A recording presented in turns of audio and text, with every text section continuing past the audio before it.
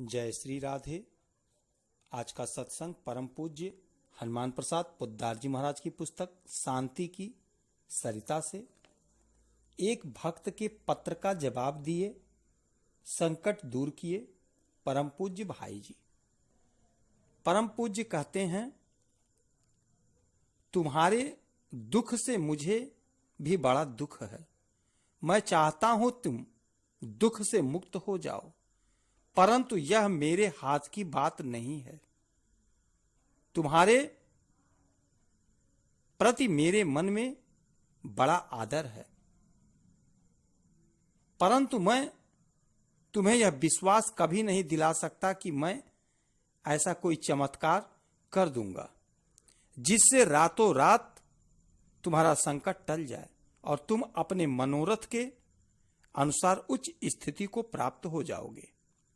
कोई यदि किसी को ऐसा विश्वास दिलाता है कि मैं जादू की तरह तुम्हारी स्थिति बदल दूंगा, तो वह या तो स्वयं भ्रम में है या ठग है।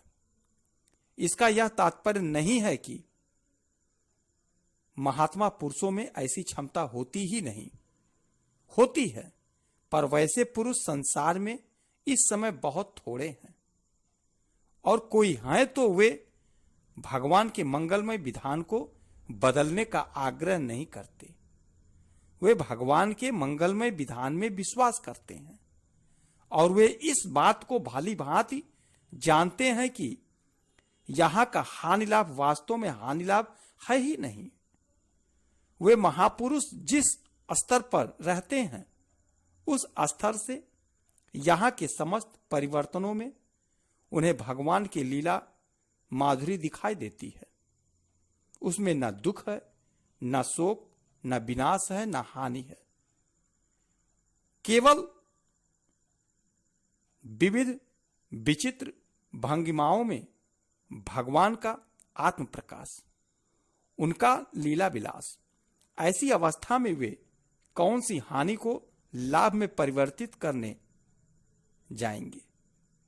उनको तो प्रत्येक स्थिति में भगवान के मधुर पद निक्षेप से झंकृत मधुर नुपुरों की ध्वनि सुनाई देती है। अतः उन महापुरुषों के द्वारा पारमार्थिक कल्याण के सिवा लौकिक लाभ की भी आशा नहीं रखनी चाहिए। तुम स्वयं भी ऐसा ही कह सकते हो, परंतु तुम्हारा भी दोष क्या? बुद्धि में अभी तक विषय सुख का विश्वास बना हुआ है और हृदय में मान प्रतिष्ठा, नाम की इज्जत, शरीर के आराम और बहुत ऊंचे स्टाइल पर रहने की कामना प्रबल है।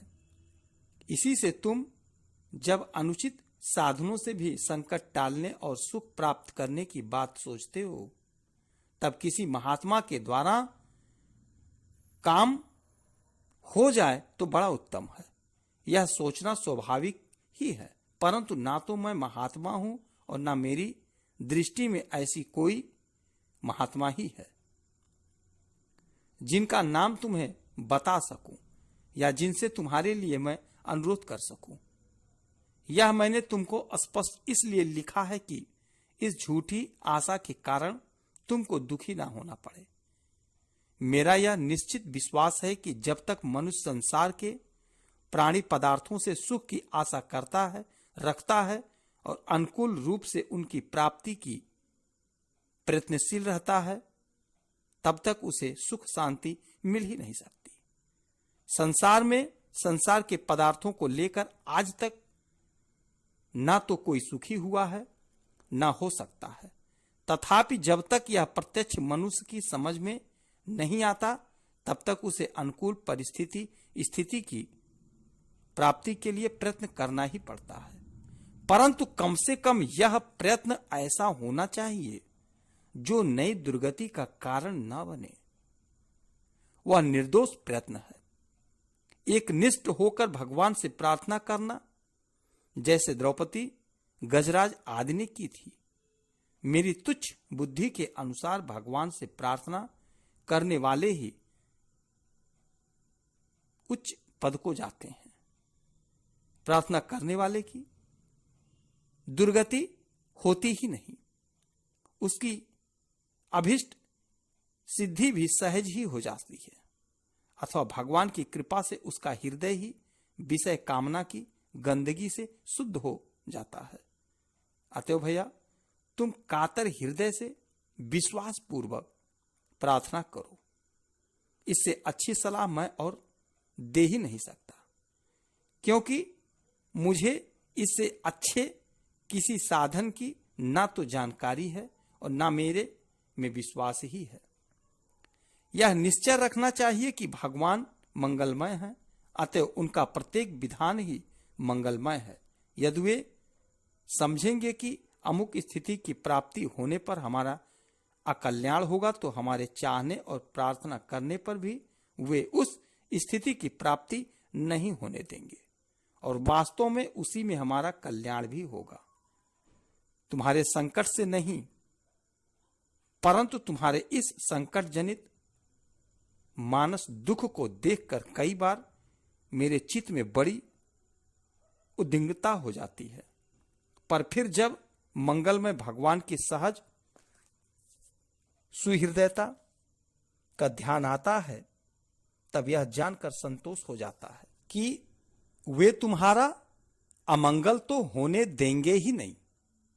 वे जो कुछ भी विधान करेंगे वह प्रतिकूल दिखने पर भी परिणाम में होगा तो मंगल करने वाला ही।